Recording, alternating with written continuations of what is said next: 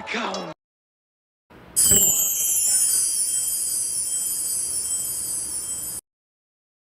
Welcome to the Omniverse of Nick, and the opening to What If Roman Reigns Was in The Walking Dead.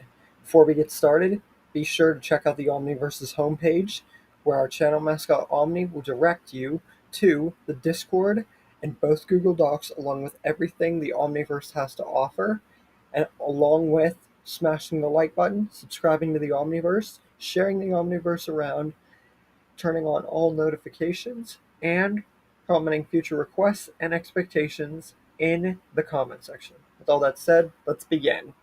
So this is the next Walking Dead story and crossover story and first WWE story. No, the final boss one doesn't count, which I'll get to in a minute. What if Roman Reigns was in The Walking Dead? Now, for those who don't know who Roman Reigns is, he is the reigning, defending, undisputed, original, and only tribal chief. He held the Universal Undisputed WWE title for 4 years. He is the face and runner of the WWE and the bloodline, and the head of the table. And for this story, including him in The Walking Dead, we're not just including one guy. And I said story. That means that we're including all of his family, including people who entered that atmosphere later on, and those who haven't even been included in a Roman Reigns bloodline type story thing yet, along with added bonuses and unforgettable storytelling and truly amazing and theatrical little scenes, including the ending showing a face that you will never see coming. And you can expect the crossover of the final boss from What If The Rock Was in The Walking Dead, meaning the final boss is coming to show you who really is the true bloodline member. But for now, we focus on the head of the story and the OTC, Roman Reigns, and if he was in The Walking Dead. So before we get started, be sure to acknowledge your tribal chief, Roman Reigns. And let's get started. We open up in Season 3 of Fear the Walking Dead, where Walker's group is introduced.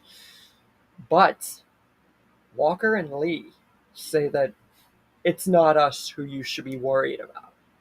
You could have made this simple, Troy and your family. But now it is not just us you must be concerned with. Madison's like, if you guys aren't the head around here, what, do you got more men we don't know about? And if you guys aren't the bosses, then who is? But just then, 2 people come out of nowhere and super kick at the same time a few of the men around Madison and Troy. And then another man, Samoan spikes Troy to the ground. Madison's looking around and sees the people standing over Troy and everybody else, and she's like, she has no idea what's going on. But then she gets her gun out when he hears someone say, "That's enough. Let your tribal chief handle it from here." Roman Reigns steps out from behind Walker, Lee, and a bunch of other men with Paul Heyman at his side. So with this, Madison faces Roman Reigns and Paul Heyman and demands to know what's going on here. Roman Reigns says, "You're probably the toughest woman I've met since this whole virus took over and put my family in jeopardy. But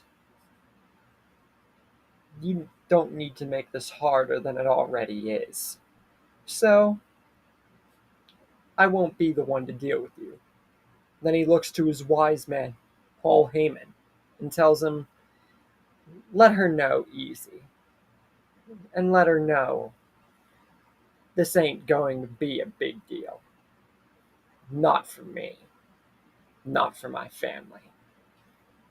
So Paul Heyman steps in front of Madison and everybody else, while Troy and everybody else besides Madison are injured as Solo Sikoa and the Usos stand above them with Walker and his men beside, and he introduces himself in typical fashion.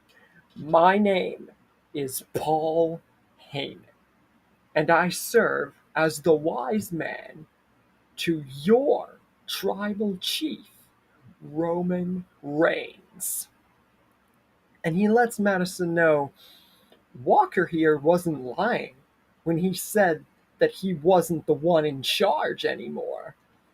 That honor goes to Roman Reigns, the true head of the table, the head of the family, the head of not only the prior industry that marred him as one of the greatest, if not the greatest of all time, but the head of all the world as we know it in this dark, disturbing era that we find ourselves in, which makes him your not only tribal chief, but your savior. And he also tells Madison that it didn't have to be like this, but you were put in a situation where you honestly didn't have a choice.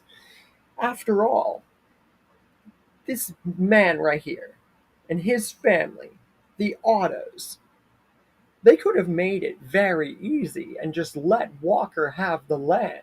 And then our family, Roman Reigns' family, would be off on their own somewhere, saving others. But they made it ultimately a stalemate along with your family, Troy's family. And you see, here we are. So, what I'm trying to say is, you are now part of a situation where if you want to get out of this in one piece, acknowledge your tribal chief, Roman Reigns, and then he gets really stern, and pledge your undying loyalty to the bloodline, Walker's family, who are now part of the bloodline, and we will save you as we have saved so many before. And you won't have to worry about your land anymore or any conflict, because anything you have, we will save and honor with the bloodline. But don't make me say what will happen if you choose the opposite. There is no door number 2.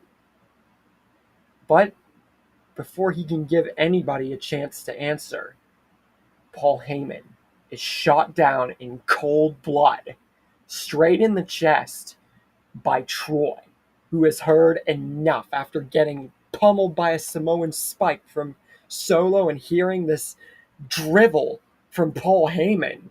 Troy has absolutely had it and just guns at Paul Heyman straight in the chest. But 2 seconds after, he is speared ruthlessly to the ground, the hard ground, by Roman Reigns. And he absolutely just groans and just grimaces in pain and agony, because this was not a normal spear. This was a ruthless spear. Think of it as a Braun Breaker spear. And he yells to Solo. And with Troy now on the ground, more injured than before, Solo stands over him while Roman Reigns stands behind him. And he tells Solo, punish him, make him pay.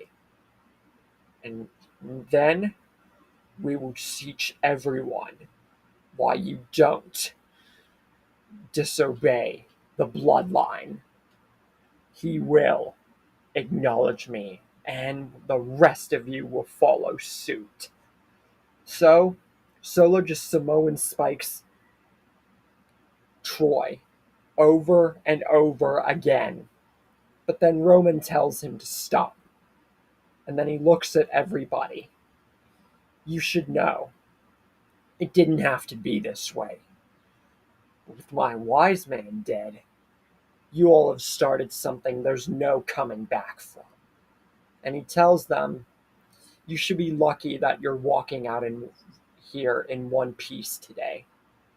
But your boy Troy here will never walk in one piece again.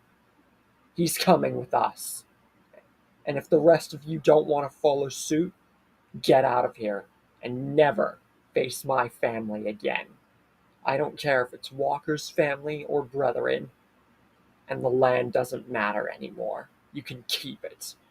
But no, your buddy Troy here will never see the light of day again, and we will make sure he acknowledges his tribal chief. And he makes sure to tell Walker and Lee to make sure they don't follow, and they head away. But Troy, oh, something's far darker and greater planned for him, and even he knows that. Paul Heyman, they try to rush him back to the gas station and the base from which Walker's family, men, and now Roman Reigns' entire bloodline is, but by the time they get there, Paul Heyman has died and nearly zombified. So as Roman Reigns shouts in anger, disbelief, and sadness, Paul Heyman is put down. And now Roman Reigns shouts, everybody get out and do not come back. This man, Troy Otto, is responsible for the death of not only the wise man, but a great fall of the bloodline. He's mine. Nobody interfere. I will make damn sure he acknowledges his tribal chief. And with this, Roman Reigns lands Superman punch after Superman punch after Superman punch. And he spears Troy over and over and over, just ruthlessly beating Troy within an inch of his life, using chairs, whatever is at his disposal, using his signature moves, and until he actually starts to hurt himself, way past what he was paying attention to. And at this point, Troy is just completely knocked unconscious, near death. And when he awakes, he's surprised to see that he's still alive. But Walker comes in and says, don't be surprised that you're still alive, because I don't expect it to last long. And this all could have been avoided had you and your family risen above this meaningless charade that we had put on for so long of our families, and just surrendered the land that once belonged to us. But then Troy, as well as Walker and everybody else, see and hear someone coming in to greet Troy after his decent of time being asleep. Reigns, along with the Usos and Solo, enter the room. With Troy awake, beaten within an inch of his life, and Paul Heyman dead, and the entire bloodline with Walker and his group, is Troy safe? Is this a ruse? What about Madison's group? What about the rest of the story, the final boss? And how will the future with the bloodline and this different, much different Roman Reigns go towards part 2 and the future of what if Roman Reigns was in The Walking Dead? Now get out! What? Get out! Everybody get out!